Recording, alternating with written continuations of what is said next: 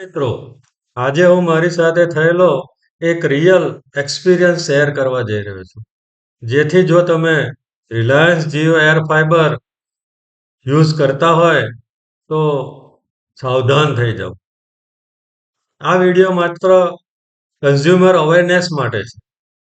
મેં ફેબ્રુઆરી 2025માં જીઓ એર ફાઈબરનો 12 મહિનાનો પ્લાન લીધો હતો. એ પ્લાન સાથે મને એક 30 દિવસનું ફ્રી વાઉચર મળ્યું હતું. મને કહેવામાં આવ્યું હતું કે આ પ્લાન પતશે પછી તમે એને રિડીમ કરાવી શકશો. મારો પ્લાન ફેબ્રુઆરીમાં પત્યા પછી એમના કહ્યા પ્રમાણે 28મી ફેબ્રુઆરીએ મેં એ વાઉચર રિડીમ કરાવ્યું.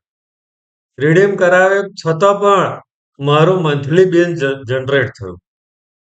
બિલ જનરેટ થયું એટલે મેં કસ્ટમર કેરમાં ફોન કર્યો. ત્યારે મને કહેવામાં આવ્યું કે સર, આ બિલ તમે ભરી દો. નેક્સ્ટ બિલમાં તમને એડજસ્ટ કરી આપીશું.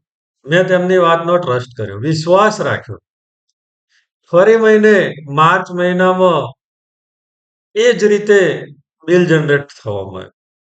મેં ફોન કર્યો તો કે તમારે બિલ ભરવાની કોઈ જરૂર નથી, અમારી સિસ્ટમમાંથી એડજસ્ટ કરી લઈશું.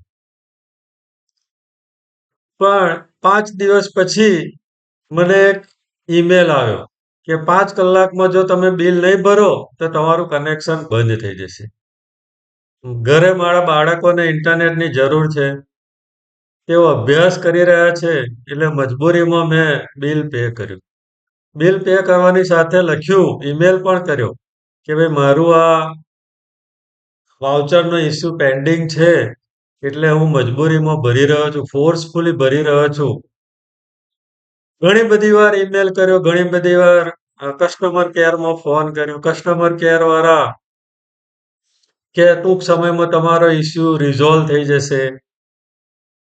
બિલ પેમેન્ટ કર્યું છે એની માહિતી એ લોકો મારી પાસે માંગે છે. કઈ તારીખે ભર્યું, કઈ એપમાંથી ભર્યું, અમારી સિસ્ટમમાં દેખાતું નથી. તો એવી તો કેવી સિસ્ટમ કે તમે કોઈ માહિતી તમારી સિસ્ટમમાં જોઈ ના શકો. મેં આ બાબતે ઘણા બધા ઈમેલ કર્યા. ઈમેલમાંથી એ લોકો મને સર્વિસ રિક્વેસ્ટ જનરેટ કરે. સર્વિસ રિક્વેસ્ટ જનરેટ કર્યા પછી કોઈ જવાબ ન આપે. અંતે કંટાળીને મેં નેશનલ કન્ઝ્યુમર હેલ્પલાઇનમાં મેં મારી કમ્પ્લેન રજીસ્ટર કરાવી.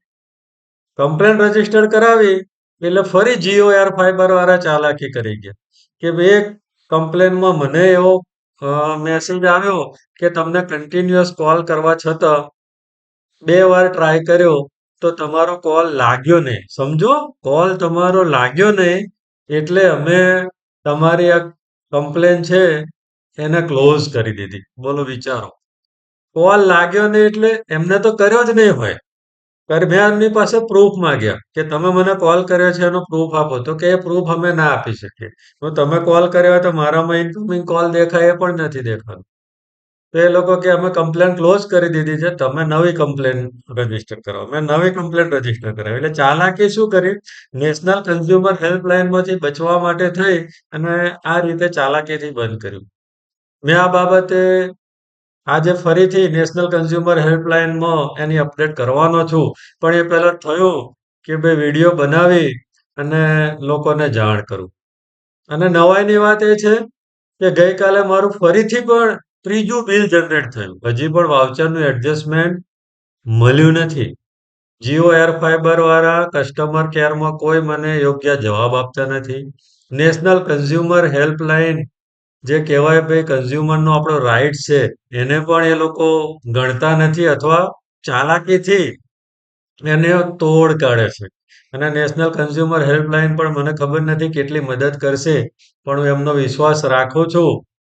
તો જો તમે પણ જીઓ એર ફાઈબર વાપરતા હોય તો કોઈ વર્બલ પ્રોમિસ પર મારી જેમ ટ્રસ્ટ ના રાખશો. દરેક વાતનો સ્ક્રીનશોટ રાખજો. મારી પાસે રેકોર્ડિંગ પણ છે એ લોકોનું. છતાં પણ એ લોકો માનતા નથી. ઈમેલ કોમ્યુનિકેશન કર્યા છે એ પણ રેકોર્ડ છે. તો પણ કોઈ વાત માનવાને તૈયાર થયા નથી.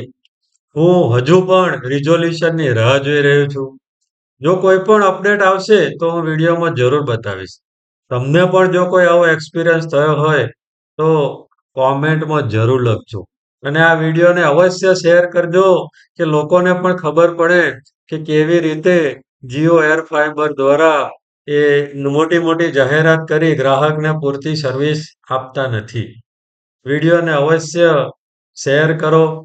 તમારો એક્સપિરિયન્સ કોમેન્ટમાં જણાવો. બીજા આવા કોઈ પણ કોમેન્ટ્સ હોય, બીજા તમારા કોઈ પણ આવા એક્સપિરિયન્સ હોય તો મને મોકલજો. હું અવશ્ય મારી ચેનલ પર તમારી વાતને યોગ્ય રીતે પ્રસ્તુત કરીશ. તો અવશ્ય વિડીયોને શેર કરજો, લાઈક કરજો, કોમેન્ટ કરજો અને આવા જ વિડીયો માટે ચેનલને સબસ્ક્રાઈબ કરજો.